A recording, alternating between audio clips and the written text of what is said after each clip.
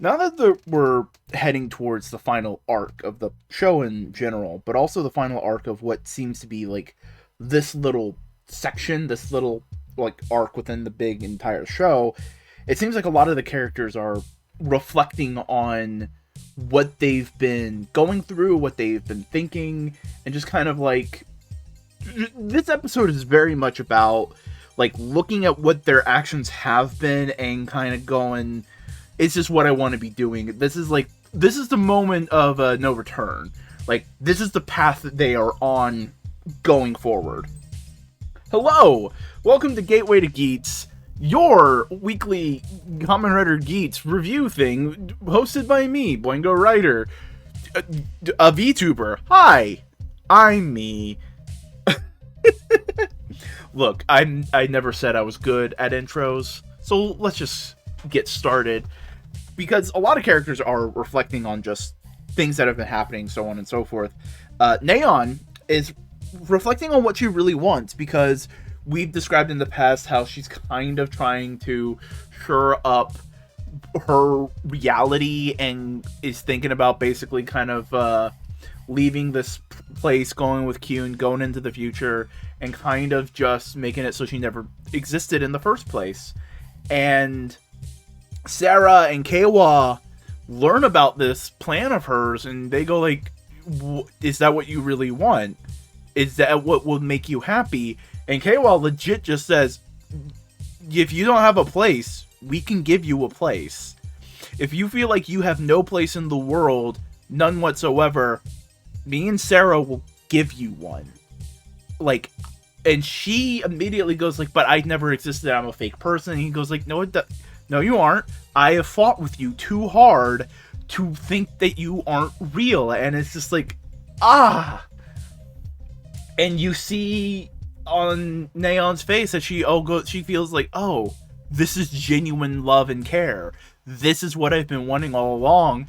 And it feels very much of like she doesn't want to do it anymore. She has that support network now, and it's something that she's just wanted for so long.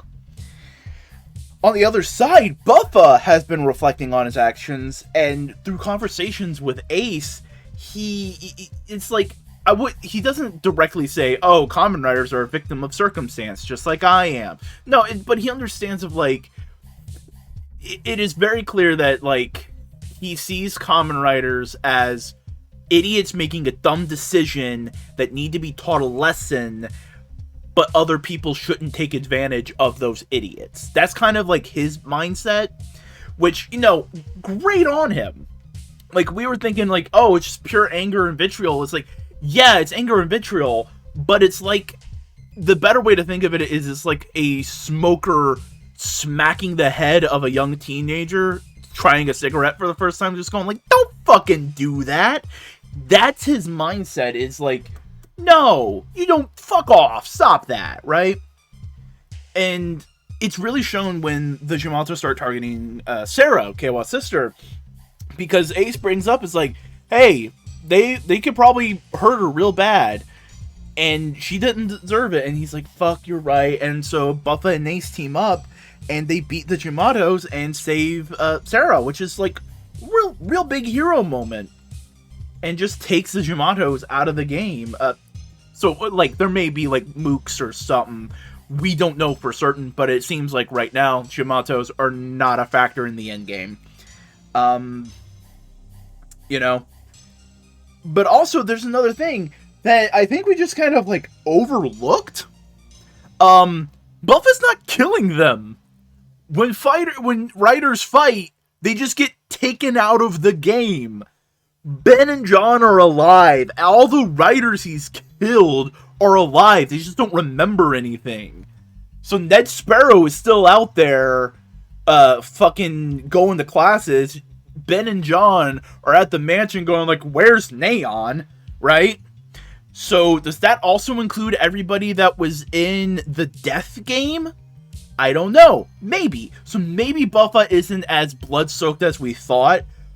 But it is very much you are attacking the symptom, not the cause of the problem in terms of what he's been doing. So it's still wrong, but it's not wrong. and I think we just all forgot and just was like, oh no, murder! He wasn't murdering. He was only making them forgot. And we also have Sarah go through something interesting, because we had those couple arcs where the sponsors were going through and reanalyzing their parasocial relationship with Jean and Kyun. Sarah has a mini version of that, where she kind of like re-examines her parasocial relationship with Neon, basically going like, I saw this person only as like entertainment, and now that she's a real person in front of me, what is it that I really want for her? I want for her to be happy. I want this person that I care about to have a good life. And so, like, even though it would ultimately result in her leaving her life, so far as Sarah thinks right now, she's willing to be like, no, this is what will make you happy. Be happy. You don't have to feel like you have to entertain me.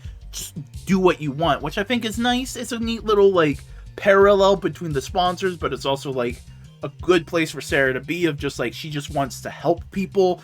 Very much like her brother. It's really nice. And ultimately, we also have Kayla kind of reflecting on, like, my sister isn't as weak as I thought. She's strong-willed. She's determined. She's willing to put herself out here and do all this kind of stuff. And, like, he goes, like, all right, cool. Like, you know what? Maybe we can trust each other. Maybe we can get through this whole thing unscathed. Not if a little fucking frog has anything to do with that, though.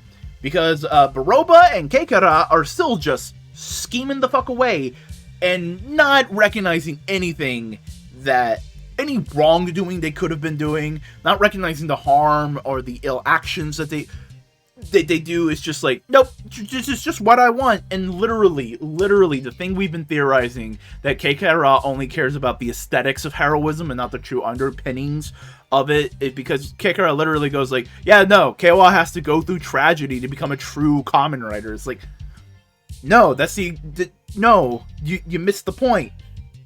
It is purely the aesthetics. Keikara is the kind of guy who would watch Man of Steel, Batman v Superman, and Snyder's Justice League and go like, that's what a real hero looks like. Keikara is a Snyder bro.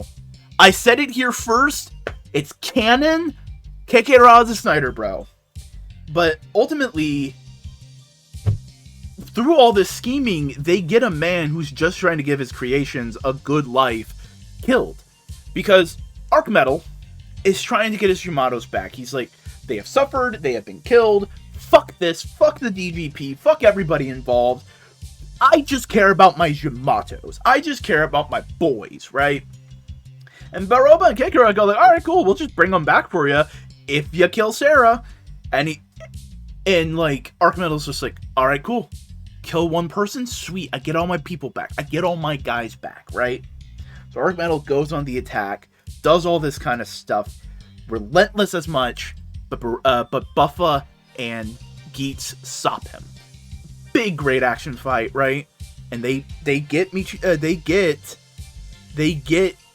defeated. Arc Metal gets defeated by the heroes, and in his last moments, he's trying to plant those last cores he has. Maybe make some more. Maybe those are like our final like big bosses, right? I'm not saying it is, but maybe. And he faints and he imagines being surrounded by his precious Yamatos as he passes on.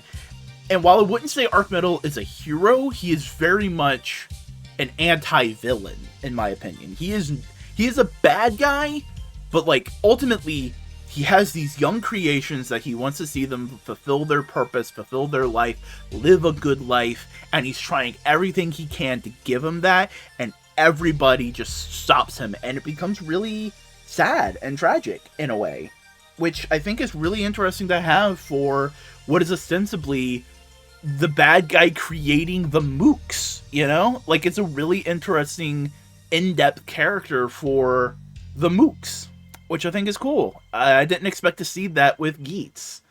And overall, this is just a really great episode.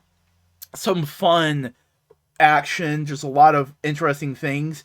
For the first time, though, I think the camera work was going a little too heavy, and it was mostly just in the upside down scene.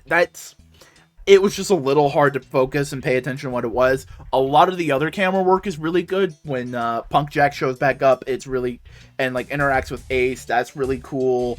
When it swoops around Buffa and Geats as they're like sliding down and doing like that dual attack, it looks sick. It's just some of the movements were a little much. And I really love seeing all the characters like slowly make their way into understanding that like the situation they're in is just not great. The DGP is not cool. But hey, if you are liking this video, please leave a comment, like the video, subscribe to the channel, see this and many more, including the Geats Revice movie. I am planning on making that a video, a fully scripted one. Not one of these off-the-cuff with notes kind of things. With a lot of stuff and maybe a cameo or two. We'll see what happens there. But in the meantime, there's other things you can do to help support me, including following me on Twitter, TikTok, or Instagram at Boingo_Rider. Follow me on Tumblr.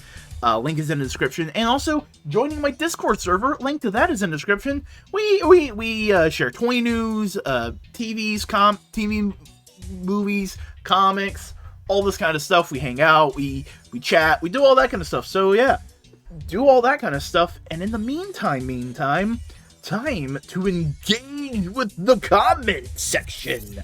First up from Fish Pop, the moment Buffa said he knew his target, I knew the attack on the girls was a bait and switch, and Ned Sparrow was the target instead. Also, the ID cores being so clustered together is kind of sus, as though placed there as a trap. Also, Punk Jack returns. Yeah, Punk Jack was great in this episode.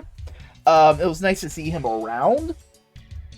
Ultimately, he just shows up and goes like, I'm here. So he didn't really do a ton, that's why I didn't really mention him. But you know, maybe they were all clustered together because a certain trickster fox was like, I don't trust Ned Sparrow, but I do trust Buffa, Kawa, and Neon, so I need to get Ned out of the game. So, maybe. I don't know. Probably not. Probably not, but hey, whatever. It is cool to see Buffa, like, a lot of people, I think, discounted Buffa as just like, oh, he's gone bad. I think it's like, yeah, he gone bad, but it's more of like he got the dark armor and still a good guy kind of thing, you know? But, c'est la vie. Next up from the Vacuuminator. Comparing Buffa to the Punisher and coming up with that theory about this round just being the players getting tricked into doing bitch work is the kind of stuff that really sets you apart from the Toku community in a good way. No one else has said that, and honestly, a lot of us aren't clever enough. Bullshit. It's not that clever of an observation. Vac, you could have made the Punisher connection. And now it's more of like, now I made the fucking Smoker connection, so, But I do think it is menial work. Like, they're collecting all the cores, and now, you know, it just makes sense. But yeah, also, hey, go subscribe to Vac. He makes videos regularly, and he may show up on another video sometime soon. Who knows? Next up from Blaze, Chaos. It's cool to see Kawa do silly things in this episode as he silently makes sure his sister stays safe. Fortunately, the other writers played along with the ruse as Ponchichi-chan. Ponchichi-san. I wonder if the disguise will be broken in the next episode. Shimato will be on the loose and he'll be forced to drop the cover to save his sister. And our prediction was right, but he was actually banking on Daichi killing Sarah until he gets killed. But he's happy with when he saw Arc Metal, and he will be the key to unlocking Kawa's character development. I just hope Kawa sees bad in you, Kekera, you sly Yakuza. Yeah, no, Kekera's plans are just getting foiled because, like, everyone's just like, no, that's a shitty thing to do. And I don't think Kekera's recognizing, like, I'm the bad guy now? Which I think would be funny if it's like, wait, why would you do that? That's a dick move. You're a villain. It's like, oh no, my ideals of heroism are flawed. I think that would be an interesting thing for Kekera to go through. And yeah, him dropping the Tanuki kind of thing was just like, he'd rather save his sister than, like, the situation got dangerous enough. He was like, no, I'm I'm going at it. Let's fucking do this. Which I think is nice, you know. And I definitely do think, like, there are certain things just going on about it. A lot of moving parts, and I think a lot of it is Ace has a plan, and he's just not telling anybody because he knows it could get fucked with. And he's just trying to make sure all the pieces are on the board in the right way for it to work correctly. So, next up from Toa Nui. This is something that's been bothering me for a while, and I don't think I've brought it up before. I'm kind of disappointed by the recaps don't seem to have it be in universe anymore, like they were in the first half of the first half of the show. Even if the characters are still given the recap, they aren't shown to have a reason why, like when KOR or Samuri were recording a diary or like. Anyways, back on the topic, Keikaro is definitely still super suspicious this episode, especially when he seemed to be stalking Sarah, though I could be wrong about that being him. But I have a feeling that he might be playing the long con with Baroba, because when Buffa went after Ned Sparrow, it seemed like that went against what Baroba wanted, and I got the feeling that it was all according to plan for him, although that could just be wishful thinking. On a different note, I kind of like that Geats always seems to make or buy food that is steak or beef related when he's dealing with Buffa. Also, I have a sneaking suspicion that Punk Jack and Niram are actually Yamato, especially when Punk Jack, considering he got exploded when he lost before the garden was destroyed, and I kind of feel like revival is only possible through the goddess, which is controlled by Baroba and Kekera.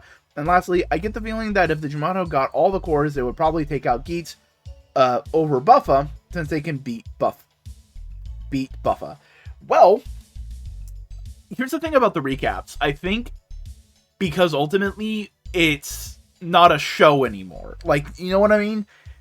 Like, before, it was a show within a show, and there were the DGP, and I think it's just slowly the stakes of the DGP have become actual stakes for the characters and the world we're living in, to the point where it's like, it's not a recap for like the show in the last episode. Now it's just the world we're living in. You know? It's a subtle thing, and I don't think you're wrong for disliking it. I think it's just more of an intent of we're in the real shit now. You know? But, yeah, no, Keikaro is definitely stalking Sarah, because it's going with this plan of like, oh, let's break Keiwa and turn him into a hero and all that kind of stuff. And I think that's ultimately his long plan. It's like, he doesn't care what happens to any of Baroba's plans. All he cares about is, all right, Keiwa can become the big damn hero and save everything, you know? And the Yamato may have a thing in the end game, but considering what happened this episode, they may not be Yamato, and maybe the big dude, the big guy in red, might have more power than we think. I don't know. Maybe. We'll see what happens there. Or maybe the goddess herself did that because she knows Punk Jack and Niram would probably have some role to play in Ace's big plan of taking down the DGP. That's out my ass, but I wouldn't doubt it. There could be something there. And finally, from Esconde, I'm surprised Sir offered a possible solution when it came to one of the players having a cheat ability. Sportsman-like gesture, but I imagine he did that for his own benefit as well.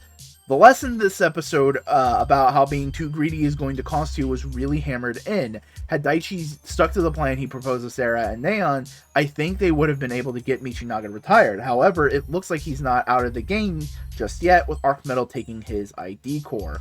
I'm glad we got the confirmation of people's projections at the end of the episode. Michinaga's cheat abilities only work against riders. Yamato can still damage him just fine, as shown by Arc Metal's attack. Neon's DGP notebook looks really fun, and I love the attention to continuity in that she didn't include Kanato Depan for more than understandable reasons. I can't think of any instance where Sarah would have seen Neon Engine before episode 34. Well, Keiwa's gag got a laugh out of me, and I'm glad it looks like the next week he'll be part of the team with Neon and Sarah without needing to hide anymore. Love that Ace just jumped off a building for no reason other than looking cool. Maybe, and I wonder why Michinaga likes hanging out in that warehouse. Since he and Ace are teamed up, I thought they would have been hanging out in one of Ace's many mansions. At least he's communicated some of his intentions to the others with his declaration of who his enemies are, and I found it fun that he played along with Keiwa's attempts at hiding when he called him stranger. Yeah, there's a lot of fun little bits with Ace and Buffa, and I think ultimately they're not in one of Ace's mansions, because Buffa wouldn't agree to that. He wouldn't. I have a feeling Ace would go like, hey, you want to sleep in a mansion? And Buffa would be like, no, fuck you. Right? You know, I just have a feeling it would be like that. But yeah, no, it was very much trying to get around Buffa why the game was chosen. And considering that Ned Sparrow's core was being held by Baroba, oh, buddy, she can bring him back. She can bring him back as some, like, weird thingamajig, you know? Who knows? It could be interesting. Could be interesting to see with all that. And I just realized Neon's Henshin is probably taken from one of her, like, TikTok dances. You know? Because she's an influencer. She does, like, dances on stream. That's where probably she got it from. We're overthinking it. It's just like, oh, it's a cute little parallel, right? But, like, you know. And there's a lot of fun. What was the other thing I wanted to say? And yeah, Keiwa basically did get the treatment I thought he would be. Like, you fucker, you like, why'd you go through the trouble? It's just like, yeah, I didn't want you to feel bad. You know, that kind of thing. And yeah, really good episode. Really good Geats this week. Some great comments. And I hope to see you next week because you subscribed and clicked the bell so you know when the next Gateway to Geats comes out. Baby! Till next time, do all the things. Like, comment, subscribe. Follow me on Twitter. Follow me on TikTok. Follow me everywhere. That's in the description down below. And until next time, keep on a geek scene.